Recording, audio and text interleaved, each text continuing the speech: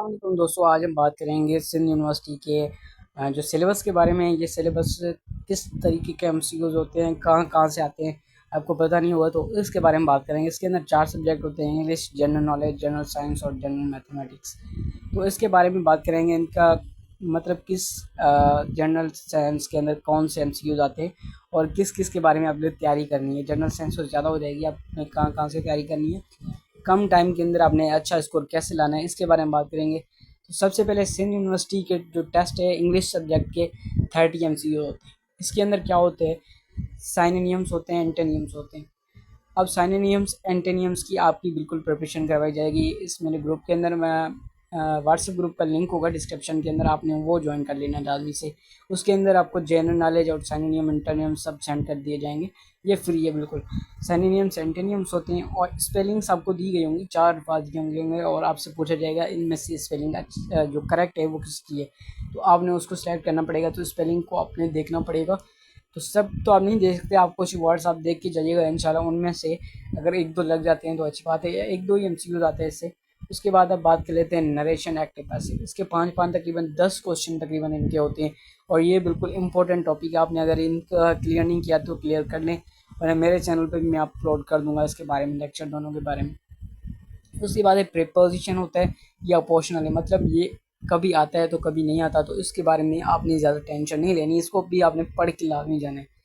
उसके बाद grammar mistakes दी जाती हैं, जिसके अंदर कभी कहीं टेंस की मिस्टेक जाती है, कई वर्ब हेल्पिंग वर्ब की। तो इस टाइप का जो आपने ना ग्रामर को भी देख के जाना है, तो ये आपको नॉर्मल आनी चाहिए। और उसके बाद कोई स्टेटमेंट दी जाएगी, उसको बाद आपने करेक्ट इनकरेक्ट करना है। अब सेक्शन 2 जनरल नॉलेज के बारे में हम आ जाते हैं। इसके अंदर 20 मिनट एमसीक्यूज होते हैं और 15 मिनट का टाइम होता है। इसके बारे में सबसे पहले हम बात कर लेते हैं अबाउट वर्ल्ड लार्जेस्ट स्मॉलेस्ट, मतलब वर्ल्ड लार्जेस्ट लेक कौन सी है, वर्ल्ड लार्जेस्ट माउंटेन कौन सा है, या स्मॉलेस्ट कंट्री कौन सा है, इस टाइप के सवाल आते हैं। और दूसरा होता है करेंसीज एंड कैपिटल्स, भाई जापान का जो है ना कैपिटल कौन सा है, या जापान की करेंसी कौन सी है, इस टाइप के क्वेश्चन आते हैं। अफ़गानिस्तान का क्या है, बांग्लादेश का क्या है, और इवेंट्स इन सब कॉन्टिनेंट्स वगैरह। तो ये सारे आपको ना व्हाट्सएप में मैं प्रिपरेशन करवा दूंगा, वो सिंपल आपको मैं एक नोट सेंड करूँगा, आपने वो देख लिया ना, इंशाल्लाह आपकी जनरल नॉलेज तो अच्छी हो जाएगी। उसके बाद आप जाते हो इवेंट्स वगैरह सब कॉन्टिनेंट, ये भी आपको मैं सब सेंड कर दूंगा इसके अंदर ग्रुप के अंदर, वो आपने लाजमी देख लेने। उसके बाद होते हैं ऑफिशियल लैंग्वेज ऑफ कंट्रीज़, कौन सी चाइना की ऑफिशियल लैंग्वेज कौन सी है, पाकिस्तान की कौन सी है, इंडिया कौन सी है, ये वगैरह। तो ये जो है ना आपने देख लेने लाजमी से।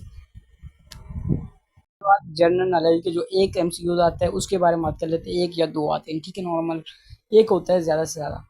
तो इसके अंदर आपने करंट अफेयर्स लाजमी पढ़ लेने हैं।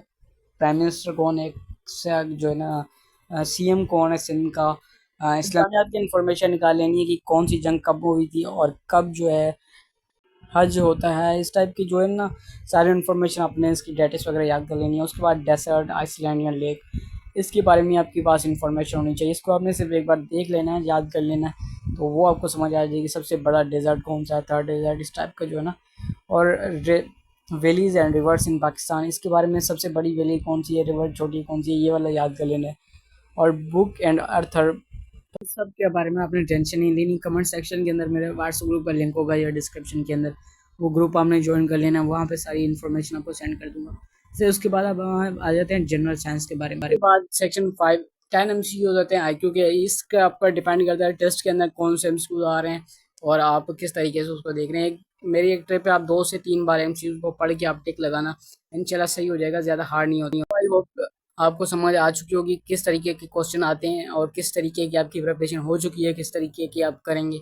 और इसके बारे में मैं मॉक टेस्ट वगैरह भी लेता हूँ।